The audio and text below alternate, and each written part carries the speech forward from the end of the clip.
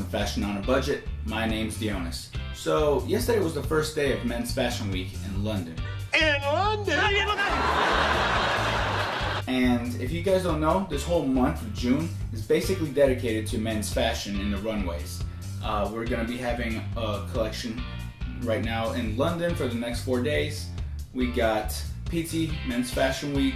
After we got the Milan Fashion Week, and then we got the Paris Fashion Week. So this whole month is going to be dedicated to men's fashion, and I'm going to try my best to review each and every day. And how I'm going to be doing my reviews is basically I'll be rating my favorite designers and my least favorite.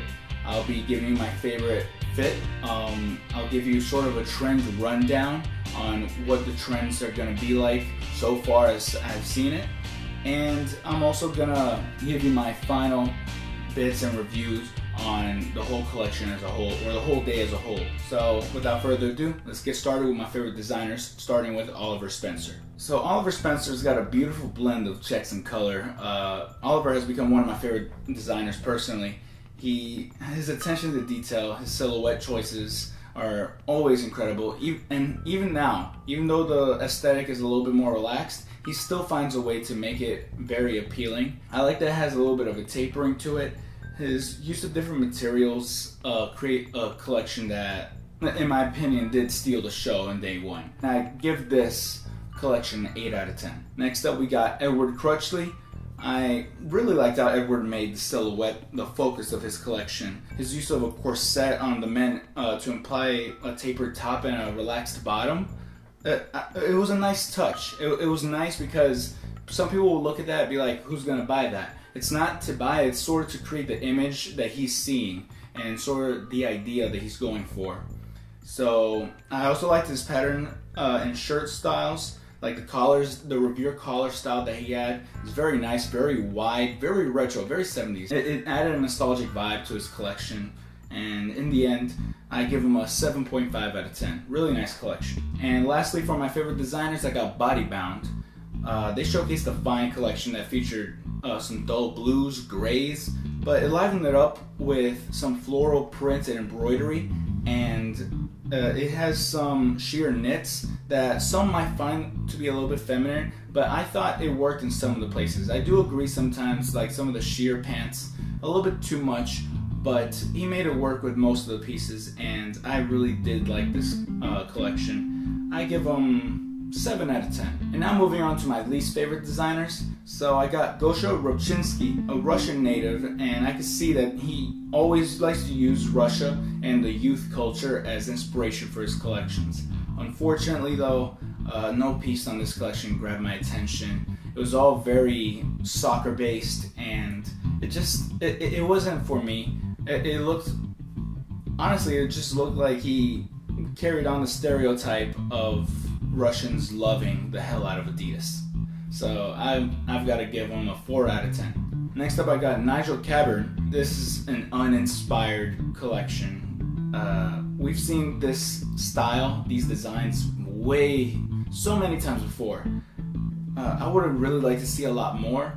They say that he's a enthusiast for outerwear, and I want to see his fall-winter collection. I didn't look at his previous collections, but I do want to see what he comes up with next. But for this collection, I gave him a 4.5 out of 10. And lastly, my least favorite designers is Zander Joe. I do think that this collection was pretty messy, and it was overly designed. The open pockets on some of the shirts, it was a unique touch to it, but I felt like it didn't go with what he wanted to do, and it just felt out of place. Some of the pattern choices, they didn't blend well with the collection.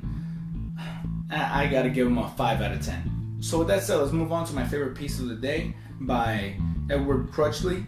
He had a beautiful pale blue suit with a drawstring pant, unstructured suit jacket, open pockets, and the Revere collar printed shirt that struck out, but the collar was so wide and sharp. It really was a nice look. I really do hope that collars like that become really trendy. It really did grab my attention and the favorite piece of the whole day. And as far as things that are trending, some of these are always trending every spring, summer, sometimes year round. But lately we have seen a lot of strappy sandals and oversized. So you can expect to see that for the next couple seasons.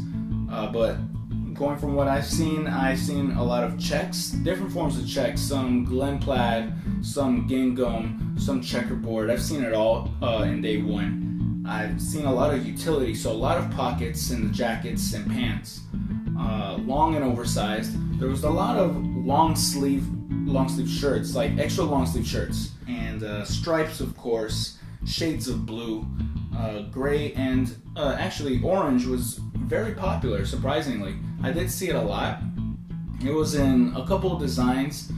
Some of them, they did it well, they used it well. Some of them really didn't. I did see some coral, so I wonder if I'm gonna see any more of this in the next couple of days. And now for my final review. To be honest, I was a little bit disappointed with the opening day of Fashion Week. Only a couple of the collections really grabbed my attention. Some of them were nice and artistic.